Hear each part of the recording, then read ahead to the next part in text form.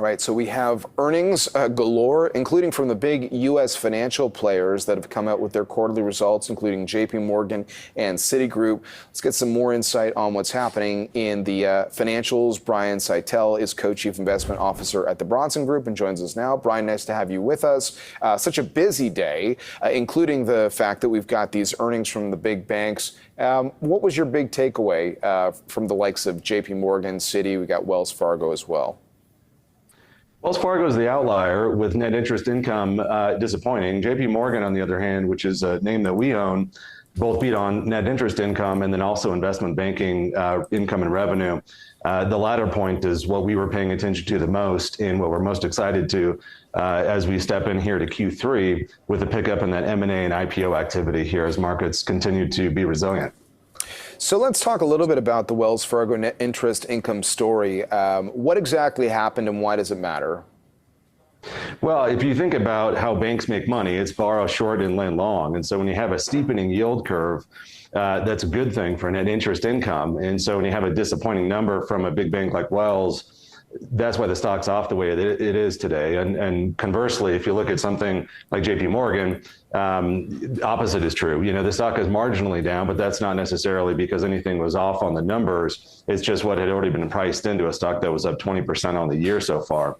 So again, you know, financials, you know, Citi's up on the day, you know, you'll get oscillations around these things, but generally speaking, if you're missing on net interest income in an environment that should be picking up positively, then that's going to get punished in the stock market. I know we put a lot of spotlight on the biggest money center banks, but when it comes to the financials as a group, there's a lot of options these days for investors.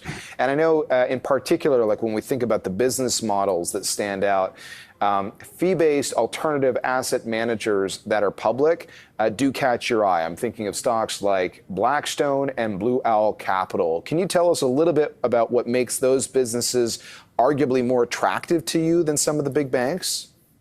They're just less volatile. When you think about fee income, of course, it's tethered to capital market activity. And so markets go up and down and you get oscillation around that. But when you have the ability to raise capital like Blackstone can and Blue Owl, for example, to bring in assets every single quarter to offset volatility, you just get this really nice annuitized business income stream.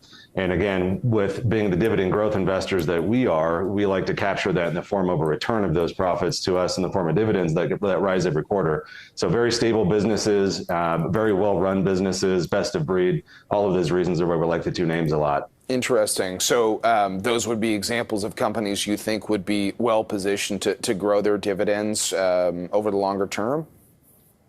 It's exactly right. And that's what they have done. And I believe will continue to do. When you look at financials across the spectrum, they've all done fairly well. The money centers we've spoken about already, but all of these franchises, we can throw in Morgan Stanley or another company that we own named Moelis on the investment banking side. All of these things should benefit as markets continue to do well. And also, again, just an anemic amount of M&A and IPO activity picks up from basically zero to something above that. So all those are poised well to do well here over the next quarter or two. Okay, yeah, we're waiting on those numbers from Morgan Stanley, their latest quarterly results this week, and then Moelis just around the corner. So the idea of deal-making businesses, should I assume that you feel pretty good about the M&A theme that those companies that you mentioned, and those symbols, by the way, Morgan Stanley's MS, Moelis is MC, I believe your firm is invested in both, that the deal-making environment would be strong enough to make those recommended stocks?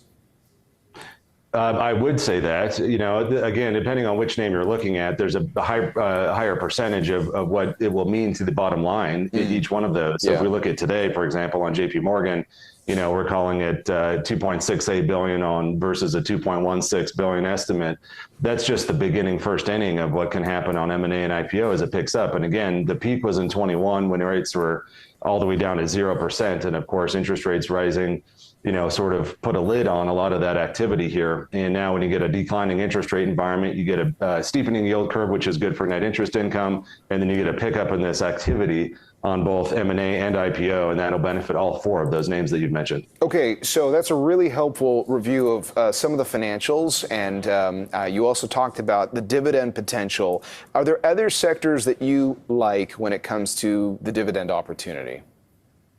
I think a defensive stature here as we go into the latter part of 2025 into 2026. There's a lot of the market that is just frankly overvalued in our view, and we wouldn't want to own broad indices. But if you look at some of the financials again, and then some of the defensive sectors, staples will single out, you can get a nice rising dividend stream here as we go into the end of the year, and then something that's trading at a reasonable valuation, call it 15, 16 times, versus overall markets at 22, 23 times. Okay.